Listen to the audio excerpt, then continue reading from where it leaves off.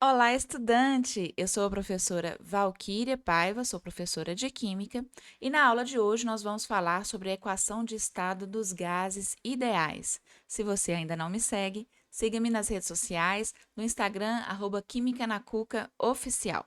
Vamos para a aula depois da vinheta.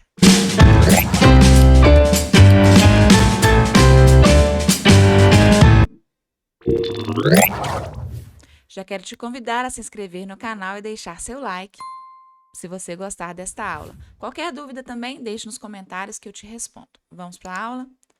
A equação de estado dos gases ideais nos fala a respeito de um gás. Então, vamos supor que esse gás esteja num recipiente fechado e que eu queira saber, as condições deste gás dentro deste recipiente. Nas aulas anteriores, nós tínhamos um gás dentro desse recipiente e a gente precisava saber quais as condições deste gás, certo? Quando a gente colocava ele sob uma nova condição. Quais as características que ele assumiria? Então, a gente fazia análise de variáveis de estado e a gente via que existia uma relação aqui entre pressão, volume e temperatura. Então, pressão vezes volume dividido pela temperatura, nós víamos que dava uma constante.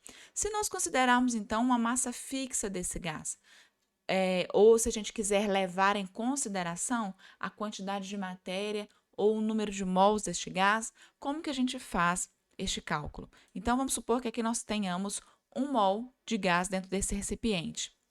Essa constante será afetada por essa quantidade de matéria, então vai ser 1 vezes a constante. Se nós tivermos 2 mols, vamos continuar tendo a relação pressão vezes volume dividido por temperatura, que vai ser igual a uma constante, porém, esse número 2 também vai afetar, vai ser 2 vezes o valor da constante. Se nós tivermos 3 mol, eu sei que você já adivinhou, vai ser também P vezes V dividido por T igual a 3 vezes a constante. Então, o número de mols aqui afeta diretamente a quantidade de vezes que a constante aumenta. 4 mols vai ser P vezes V dividido por T igual a 4K. Então, 4 vezes a constante e assim por diante, com 5 mols, a mesma coisa. Bom, então, para N mols, generalizando aqui, nós teremos P vezes V dividido por T, então pressão vezes volume dividido por temperatura, vai ser igual a N vezes a constante. Isso é a equação de estado.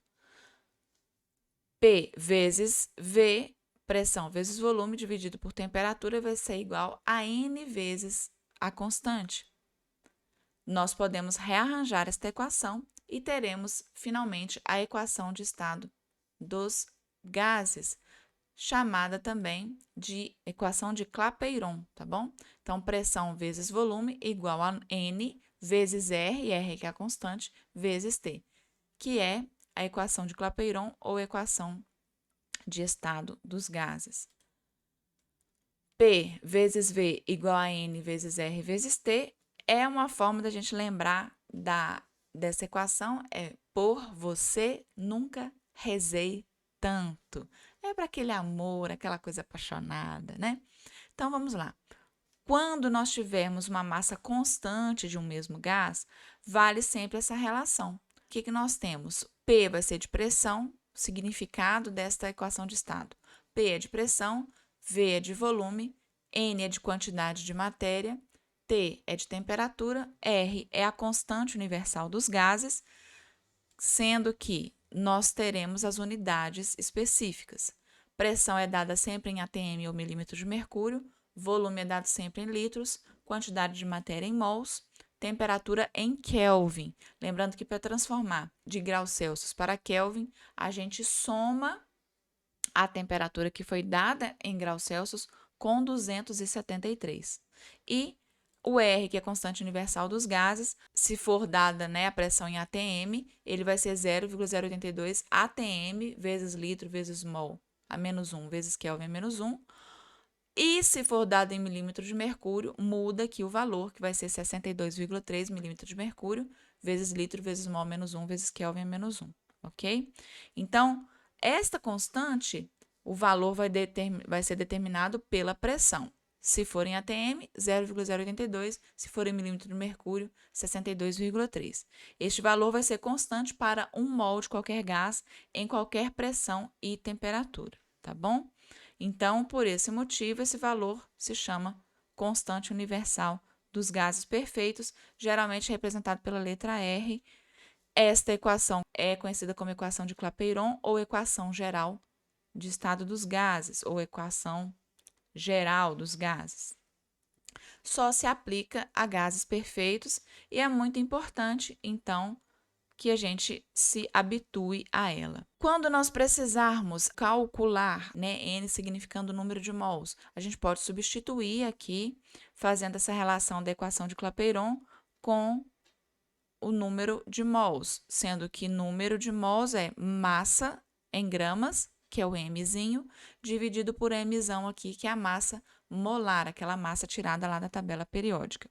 Então, quando a gente substitui essas fórmulas aqui, essa equação vai representar o melhor caminho para a gente transformar massa em volume gasoso ou vice-versa. Então, se a gente tiver massa e não o número de mols, a gente pode substituir aqui, ficando P vezes V igual a M sobre Mzão, massa sobre massa molar, vezes R vezes T. Sendo que M, como eu já falei, é a massa da amostra e o Mzão é a massa molar dada em grama por mol, valor retirado lá da tabela periódica. Vamos fazer um exercício aqui. 4 frascos de volume iguais contêm hidrogênio a 273 graus Celsius e pressão de 1 atm. Frasco 2, hidrogênio a 0 graus Celsius e pressão de 2 atm. Frasco 3, dióxido de carbono a 273 graus Celsius e pressão de 2 atm. Número 4, dióxido de carbono a 0 graus Celsius e pressão de 0,75 atm. E ele pergunta: a maior massa de gás e o menor número de moléculas estão, respectivamente, nos frascos e tem as opções para a gente marcar. Vamos ver, então. Aqui desenhando melhor a questão dos 4 frascos mencionados. No frasco 1, hidrogênio com a pressão de 1 atm e temperatura de 273. Frasco 2, 2 atm 0 graus. Frasco 3, contendo CO2, 2 atm 273. Frasco 4, contendo também CO2, 0,75 atm e 0 graus. Primeira coisa que nós precisaremos fazer: observar o que o exercício nos pede, né? Então, voltando lá, nós lemos que ele nos pede a maior massa de gás e o menor número de moléculas. Para isso, então, nós vamos utilizar a equação geral dos gases. Então, a gente pode pensar aqui em calcular o menor número de moléculas ou o menor número de mols, tá? Considerando que nós teremos, então, P vezes V igual a N vezes R vezes T. Os volumes dos recipientes serão iguais. Então, o R também será igual para todos. Então, a gente poderia aqui fazer esta conta calculando a massa e o número de mols. Nós poderíamos, então, rearranjar esta equação. O volume vai ser igual para todos e o R vai ser igual para todos. Então, nós podemos dizer que o número de moléculas será proporcional, esse sinal significa proporcional, à pressão e à temperatura.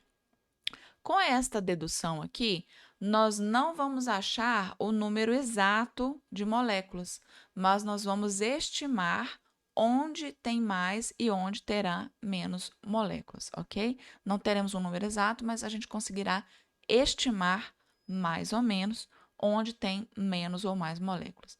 Vamos lá, então, usando a dedução que fizemos no slide anterior. Primeira coisa, convertendo todas essas temperaturas que estão em graus Celsius para Kelvin. É só somar o valor que tem em graus Celsius a 273. Então, 273 mais 273 dá 546. O zero vai virar 273 Kelvin.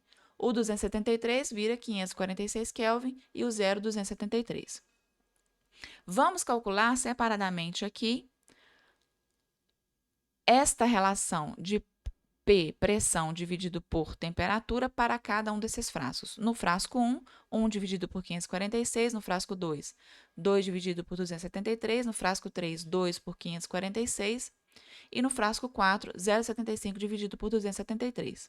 Então, nós teremos aqui no frasco número 1, 0,002 mols, no frasco 2, 0,007 mols, no frasco 3, 0,004 mols e no frasco 4, 0,003 mols. Então, nós concluímos que aquele terá o menor número de mols será o 0,002. Com isso, a gente poderia ver que aquele frasco é o número 1. Dentre as alternativas, o que apresenta menor número de moléculas em segundo lugar é a letra C. Então, a gente pode marcar aqui a letra C. Porém, se você precisasse calcular a maior massa de gás, aí você usaria também a mesma equação geral dos gases aqui, substituindo e fazendo o seguinte arranjo. No N, nós substituiríamos por massa dividido por massa molar, vezes R vezes T, e a gente faria a seguinte conclusão. P vezes V vezes M dividido por R vezes T. Como a gente já sabe que o volume é o mesmo, R é o mesmo, nós teríamos, né, um rearranjo que nos daria a informação de que massa será proporcional a P, que é a pressão, vezes M, que é a massa molar, dividido por T. E aí, se você quisesse, você faria a conta como nós fizemos na demonstração anterior. Então, esta foi a nossa aula. Espero que tenha gostado e compreendido. Qualquer dúvida, envie mensagem. Um molde beijos da professora Valquíria.